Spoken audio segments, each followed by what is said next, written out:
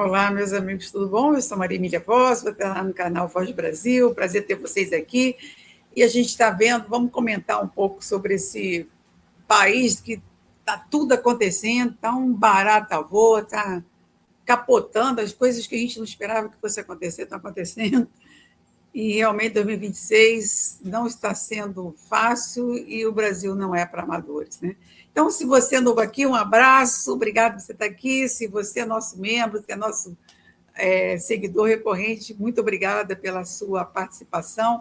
Se torne membro do canal, lá tem umas pautas exclusivas, eu faço uma leitura do livro Arte da Guerra, de Sun Tzu, tem também umas 4 aulas de Plano e Poder, que é uma sobre a doutrina da ESG, e tem outras coisas que eu estou colocando lá também, vale a pena, tá bom? Então, vamos contextualizar aqui um pouquinho, vamos falar desse caos que está rolando em Brasília. Então, acho que o tema principal, quer dizer, que me trouxe assim, maior impacto foi a questão do Lulinha, né? O filho mais velho do Zé Lula, e tem sido alvo das investigações relacionadas a supostas fraudes financeiras do INSS. E vocês lembram, né, que ele recebia 300 mil por mês. Ele está envolvido especificamente em um esquema de descontos irregulares. Então, eu posso estar sendo repetitiva, mas eu estou falando para as pessoas que não sabem também o que está acontecendo. Os descontos que aconteciam nos benefícios dos aposentados e pensionistas e que envolviam organizações criminosas. E lá na frente eu ainda estimo que vai cair no colo do Banco Master isso daí também. Esse caso ganhou muito destaque com uma operação que eles chamavam de desconto, né? Operação desconto, uma coisa assim, sem desconto, porque ela foi deflagrada pela Polícia Federal em dezembro do ano passado, e agora é investigado pela CPMI, Comissão Parlamentar Mista de Inquérito. Por que é mista, Maria Emília? Porque é Senado e Câmara, tá? E está vindo para apurar as fraudes da Previdência. Essa CPMI, ela também tem como referência o crime organizado. E hoje, resumindo, hoje, no dia 26, a CPMI aprovou a quebra do sigilo bancário fiscal do Lulinha. E, meu Deus do céu, foi a capa que eu botei, foi um barata voa. O requerimento foi apresentado pelo relator, deputado Alfredo Gaspar, do União Brasil, e com base nos indícios que a Polícia Federal, que Lulinha tinha recebido esses repassos do Antônio Carlos Camilo, que é o tal do Careca, que é líder desse esquema.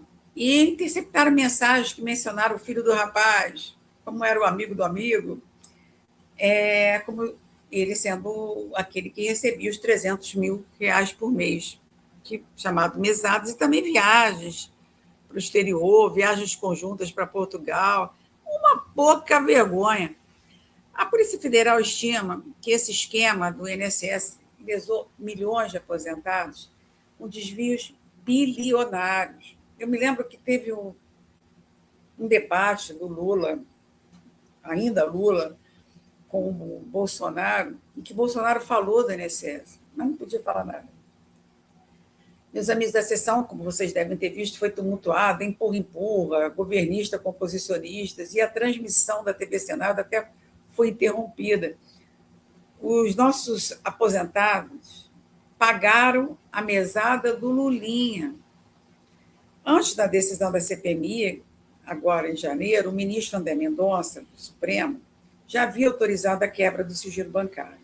Bancário, fiscal, telemático, e-mails, comunicações, a pedido da Polícia Federal. E essa decisão está sob sigilo judicial e faz parte do inquérito principal. E a defesa do Lulinha recorreu ao Supremo pedindo para ter acesso a esses autos, mas não há atualizações recentes sobre isso. Essa quebra de sigilo do Lulinha vai permitir que a CPMI acesse relatórios da inteligência financeira, do COAF, né, e possa rastrear fluxos de dinheiro, potencialmente ligando o Lulinha ao núcleo político do esquema, e quando pegar as ligações, vai cair no governo, vai cair no paizinho dele. Isso aqui ele não fale com o pai, né? Bom, do ponto de vista político, nós, os oposicionistas, veem isso como uma oportunidade de desgastar o governo Lula. E se não aproveitar essa oportunidade, gente, eu falo, a direita no Brasil é grande. Nós temos inúmero de eleitores Nós somos a maioria absoluta no país, mas não somos representados. Os nossos representantes não representam a sociedade brasileira, porque eles são escolhidos pelos caciques. Os caciques indicam a nominata de quem vai ganhar e lá eles articulam os votos. Mas, enfim, do ponto de vista político, embora a gente, como eu falei, nessa parte de desgastar, os governistas estão batendo que a gente está querendo caçar as bruxas, estão fazendo tudo sem provas. Enfim, eles vão falar o que eles quiserem. Mas se fala em riscos também de vazamento seletivo de dados sigilosos, o que poderia violar os direitos constitucionais, ou a possibilidade do Supremo anular a quebra se houver abuso. Então, os caras podem até armar para vazar os dados para que esses dados sejam anulados. Olha só, historicamente, casos semelhantes aconteceram na Lava Jato. Mostraram que as quebras do sigilo podem levar a condenações, mas também podem levar a anulações por vícios processuais. Isso reforça muito o debate sobre corrupção na Previdência. Afetou milhões de beneficiários e pode influenciar a agenda econômica do governo, como a reforma do INSS. O foco está em Lulinha, também em outros investigados. No entanto, meus amigos, se houver indício de envolvimento judicial no esquema, que não foi reportado, a CPMI poderia aprovar convites, mas o ministro Supremo tem imunidade e não são obrigados a depor. E foi exatamente o que aconteceu. Os parlamentares, eles foram convidados, convocados. Mendonça, como relator do inquérito, poderia ser chamado para esclarecer, mas o que aconteceu é que ele acabou, eu vou falar mais na frente, ele acabou transformando a convocação em convite dos irmãos do Toffoli. Mas, enfim, nessa votação da CPMI hoje, a comissão tem cerca de 30 membros titulares, 15 senadores, 15 deputados, mas com a suplente, presença e tal, o painel registrou 31 parlamentares. Os governistas tentaram derrubar a pauta em bloco, incluindo uma quebra de sigilo de Lulinha e tal, mas só conseguiram 7 votos contrários. Isso foi insuficiente porque a maioria absoluta, precisamente pelo menos de 15, 16, votaram a favor da quebra do sigilo. Assim, a pauta foi aprovada, né? Incluindo outros 87 requerimentos. Há uma outra CPMI separada, que é a do crime organizado, criada para investigar a infiltração de organizações criminosas no sistema financeiro do Estado, que aprovou, em 25 de fevereiro, convocações e convites relacionados à casa do Banco Master. E aí que entra a questão dos irmãos do Toffoli. Eles foram convocados, não poderiam faltar, foi o José Carlos, Eugênio, são irmãos dos ministros, um deles é padre, mas o André Mendonça, agora há pouquinho, acabou de deixar facultativo os irmãos de irem ou não, porque cabe ao Supremo decidir. Eles são investigados por ligações no resort Itaiaia, que foi vendido, como vocês sabem, foi vendido ao fundo ligado ao Banco Master. E a empresa Marília Dias Toffoli, da qual o Toffoli, os irmãos são sócios, foi tudo a CPMI que aprovou a quebra do sigilo também dessa empresa de 2022 a 2026. Agora há pouco mesmo, André Mendonça, como eu falei, relator, concedeu-se salvo-conduto, né, transformando a convocação em facultativa. Ele entendeu que, como eles foram tratados pela CPMI na condição de investigados e não como testemunha, prevalece o direito constitucional à não incriminação. E também eles são irmãos de uma pessoa que eles estão supondo que quer dizer, ele não vai depor contra o irmão. Sabe? É uma testemunha também que seria contestável. Ou seja, agora os irmãos do Toffoli decidem se vão ou não. Se forem, pode ficar em silêncio, sem compromisso de dizer a verdade, sem sofrer constrangimento.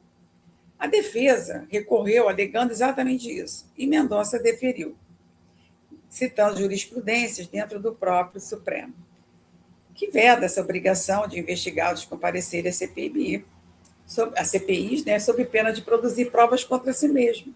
Então, justifica. Isso desarma uma das principais bombas da CPMI, do crime organizado, em menos de 24 horas, após a aprovação da convocação. Ele está muito transparente para mim, como André está meio que blindando o Toffoli. Eu não defendo o Toffoli, mas essas atitudes de André me parece a via que eu estou meio que acompanhando. Zé Lula está fazendo o possível, o impossível, para tirar o Dias Toffoli do STF e, de quebra, proteger Moraes e atender a exigência de Alcolumbre e uma pressão do Messias. Vocês sabem que, no acordo lá, a pauta era colocar o Pacheco no Supremo.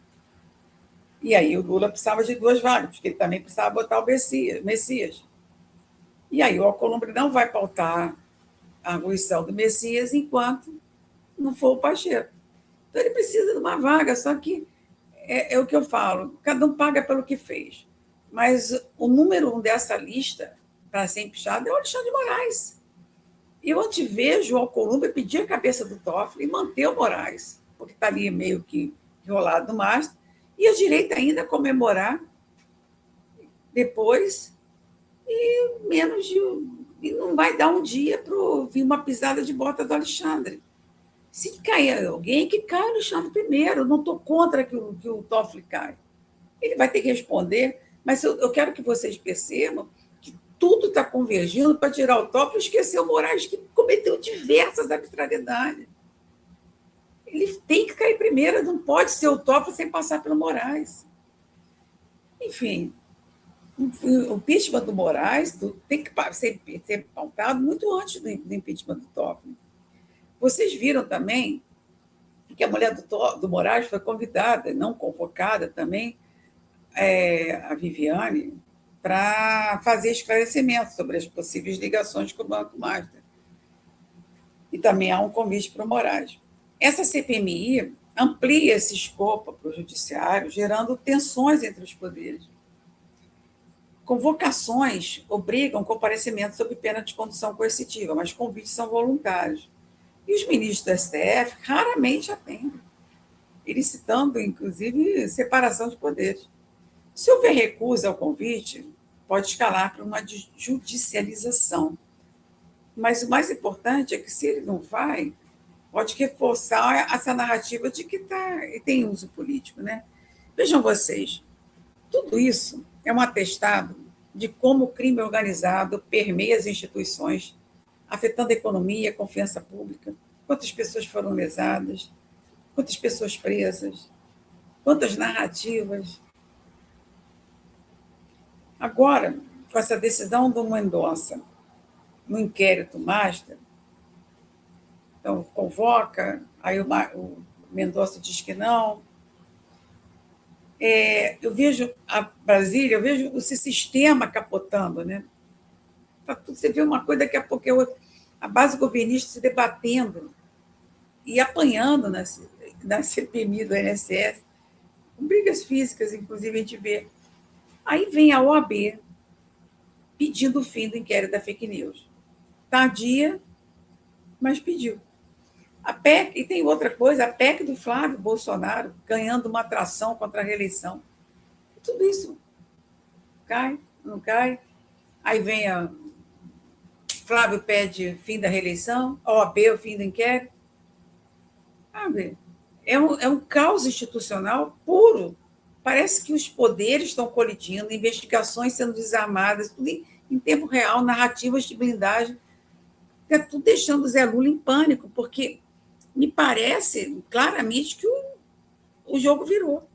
O Planalto Central virou um dominó caindo. E o que vem depois? Mais recursos na STF, recusa total de depoimento, ou rombo do Banco Master virando socorro federal, mais desgaste. Meus amigos, o bicho pegou de vez e 2026 mal começou. O caso que eu falo significativo, que é esse da OAB, que pediu o fim do inquérito da fake news, vamos lembrar que o inquérito da fake news ele foi aberto em março de 2019. Nós estamos falando de 7 anos. E o presidente era o Toffoli, ele abriu para investigar as ameaças e calúnias contra a fake news, contra a corte e seus membros. E o relator, desde o início, foi o ministro Alexandre de Moraes, que expandiu o escopo para incluir todos os atos antidemocráticos, segundo a interpretação dele. Moraes tomou esse inquérito para si com tanta volúpia, esse inquérito, que ele assumiu, assim, através dele, a posição de Supremo Vereador do Brasil. Ele acha que o STF, Supremo é o tribunal, ele é um membro, mas eu acho que ele está achando que o Supremo é ele.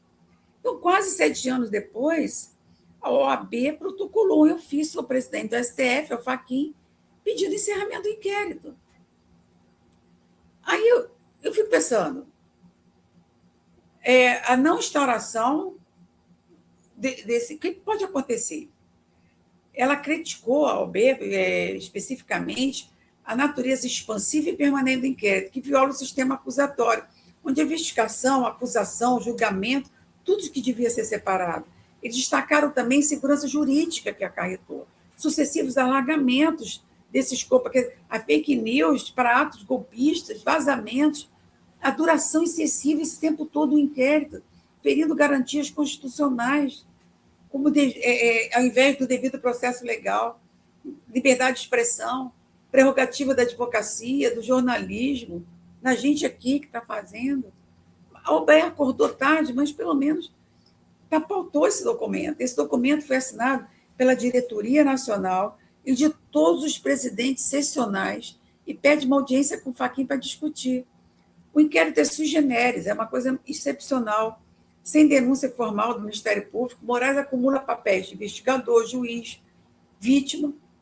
Críticos chamam de inquérito de fim do mundo, né? Como vocês devem ter ouvido falar, por causa da amplitude dele. E recentemente, agora, em fevereiro, Moraes usou para a operação contra vazamento de dados fiscais de parentes ministros, lá na Receita Federal.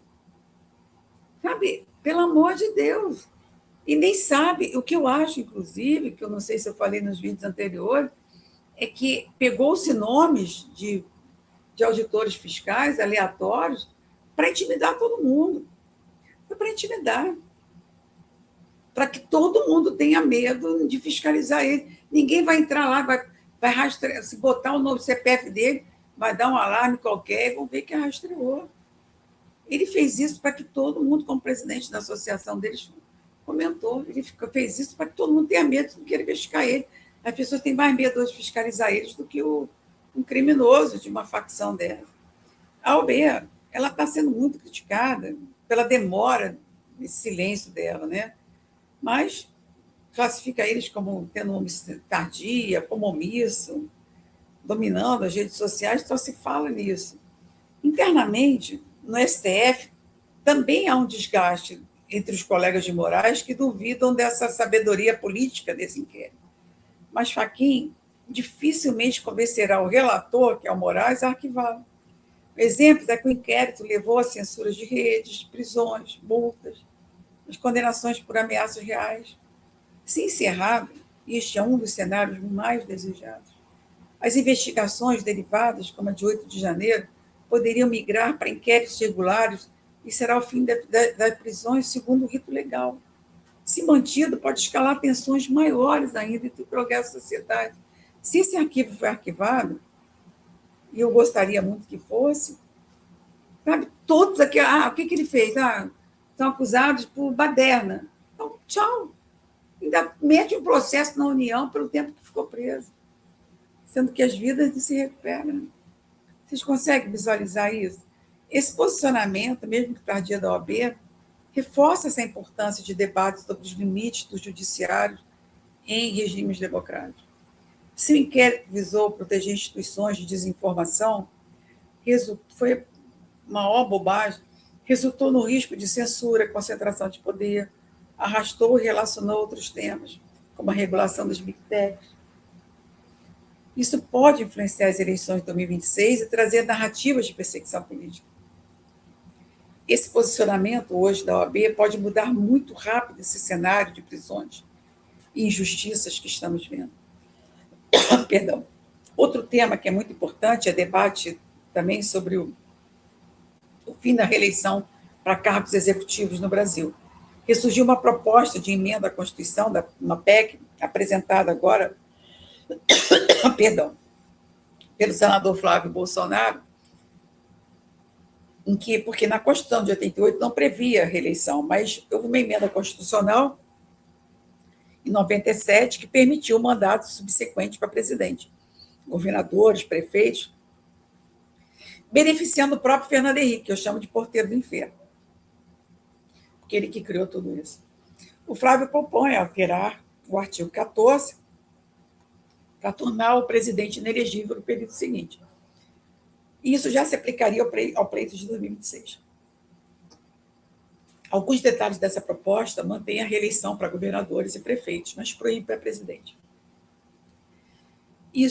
Eu acho isso ótimo, porque justifica evitar o estado permanente de campanha, porque você entra no trabalho no ano seguinte já tem campanha para o prefeito, vereador. Aí daqui a um ano você trabalha, no outro já tem reeleição. Então, essa instrumentalização dessa máquina pública promove uma alternância de poder e... mas se o cara só governa 6 anos, sim, mas ele não pode passar 6 anos, mas o cara, quando é bom, ele faz sucessor, sabe? Não vai ele, o Bolsonaro fez do Flávio, ele faz sucessor. Agora, provavelmente, o Trump está fazendo Vance. Você faz o sucessor. Você já vai fazendo o governo, os 4 anos que você está trabalhando, já está trabalhando o seu sucessor. Isso é estratégia, coisa que a maior parte desses políticos não sabem. Não tem estrategista com eles. Enfim, Flávio até comentou que a FHC se arrependeu. Arrependeu de quê? Sabe por que a FHC se arrependeu? Porque ele fez acordo com o Zé Lula e tomou uma bola nas costas, porque o acordo era o seguinte: vamos fazer a eleição, vamos fazer urna eletrônica, eu fico 2 mandatos, você fica 2 mandatos, depois volta 2 mandatos para mim, ia ficar nessa bola branca e preta o tempo todo. Esquerda de colarinho, esquerda de camiseta. Ia ficar nisso, desbatendo bola. E o Zé Lula meteu vai fazer acordo com o Capiroto, e traiu a FHC e plantou de mão, e não quis saber. Aí o Aécio da processão, em 2014, eu acho, não rolou. Então, o FHC é o grande mentor de tudo que a gente está vivendo aqui. O Flávio agora está coletando assinaturas, precisa de 27 no Senado para transitar, e está fazendo esse gesto público para se diferenciar, inclusive, de Lula, que busca sempre a reeleição, né? E uma PEC similar, que se ele faz essa PEC, o Lula não pode concorrer. Entendeu? Se essa PEC passar, o Lula praticamente não pode concorrer de jeito nenhum. Ele já não pode mesmo, né? Porque eu tenho certeza que o Lula não ganha. Ele não vem e não ganha. Ele não vai ganhar, então ele não vai vir. Como eu falei, eu acho que ele fez a escola para caçar a reeleição.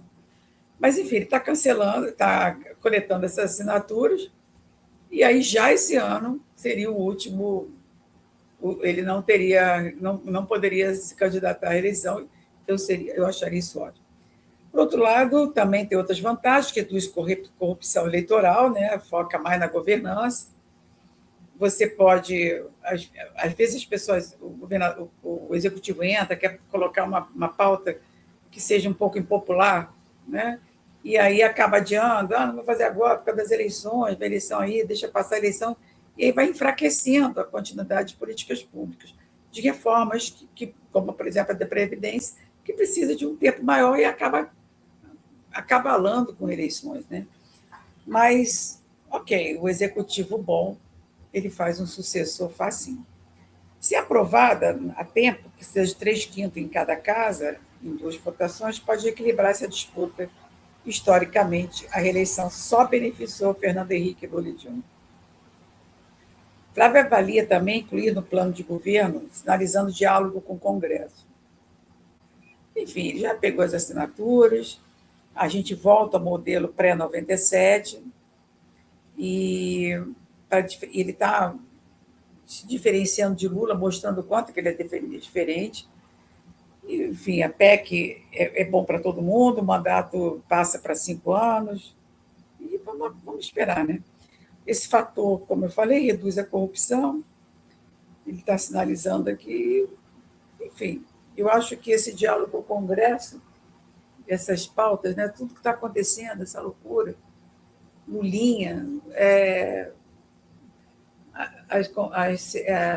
a briga lá que aconteceu na CPMI, sabe? O Banco Master que está mostrando todo mundo, né? Mostrando a cara de todo mundo. Eu vejo isso como está me sinalizando uma situação muito contra a esse governo, né? Não tem, não, a direita tem que aproveitar da situação porque está tudo destruído. Eu olho para Brasília, para esse governo, para esse sistema, gente, por que ainda, por muito menos, foi pautado o impeachment da Dilma? Porque a gente não tem um Eduardo Cunha lá na Câmara. Enfim. As pessoas me perguntam, Marília, você acha que o jogo virou assim? Eu acho. Eu acho que houve uma virada instável, multifacetada, mas houve uma virada, assim. O jogo virou, como eu falei, empate, Brasília capotando com essas investigações, né, do Lula, das CPMIs, refletindo essa erosão dessa base lulista, está muito polarizada e está ganhando muita atração por conta desse momento eleitoral que a gente está vivendo. Esses momentos de hoje lembram muito o momento em 2015, 2016, começou em 2013, né? Junho de 2013, que culminou no impeachment da Dilma, em 2015, 2016. Está me parecendo, me lembra muito aquele frenesi do impeachment do Collor também. Por outro lado, eu vejo que isso não é uma virada total. O STF aparentemente contragolpeia, né? Salvo-conduto dos irmãos Toffoli, que eu repito, para mim não é para evitar que sacrifiquem Toffoli, para preservar Moraes. Aí tem essa fala do inquérito da fake news, que pode resistir, quem pode ignorar. A PEC do Flávio, que é um gesto eleitoral, mas o Flávio está crescendo com muita postura. O Flávio é uma pessoa que tem muita postura, tem uma postura de presidente. Enfim, aparentemente, uma boa fé, em boas intenções, apesar de tardia da OAB. Tudo pode mudar, meus amigos, a qualquer momento. As maiores implicações estão na erosão da confiança pública. As instituições estão tremendo. Esse impacto econômico, a previdência estável, rombos, né, que custa bilhões, polarização das redes, da base eleitoral, há um desgaste que pode custar muitos votos a Lula, mas também unir esses esquerdistas contra o suposto golpismo. Mas tudo isso são cenários. Resumindo, 2026 começa capotando, com oposição no ataque ao governo e na defesa, a bola batendo na trave do STF o tempo todo, uma hora entra, e tudo isso pode ser início de uma alternância real, ou só mais uma crise cíclica. Meus amigos, eu quero discutir com vocês e muito mais, mas eu continuo amanhã. Eu acho que esse vídeo já está grande, porque eu quero fazer até amanhã um resumão, que eu quero começar a fazer toda sexta. Talvez eu faça uns 2 ou 3 vídeos para a gente discutir. Inclusive, eu quero comentar o discurso do Trump, eu quero falar mais do México, eu quero falar o que está acontecendo no Irã, porque tudo isso influencia aqui. Mas o momento era esse, eu não podia deixar em branco. Eu não pude gravar ontem, porque eu estava sem a câmera, eu consegui dar uma melhorada aqui nela, e eu espero que tenha ficado um som bom, uma imagem boa. Eu estou testando agora aqui com vocês. Mas é isso. Se você gosta da gente, se inscreva no canal, passe para os amigos. Se você tem alguma coisa que comente, porque eu comento, respondo todos os comentários. Eu não respondi os vídeos anteriores por excesso de coisa aqui que eu tinha que fazer, mas eu vou voltar atrás e vou ali, vou voltar nos vídeos e vou responder a todos vocês. Se inscrevam como membro, tem coisas novas que eu vou colocar lá, que eu estou preparando. Enfim, eu falei também, tem um vídeo que eu falo sobre solitude. Eu também vou fazer um vídeo sobre pensamento crítico, como a gente começar dentro de casa com os nossos filhos a desenvolver o pensamento crítico. Então é isso. Obrigada por vocês estarem aqui, é um prazer muito grande estar com vocês. Se Deus quiser, nos vemos no próximo vídeo, e amanhã com novidades, e vamos falar um pouco mais da geopolítica também. Um beijo grande, fique com Deus, bom fim de semana, está quase chegando. Um beijo, tchau.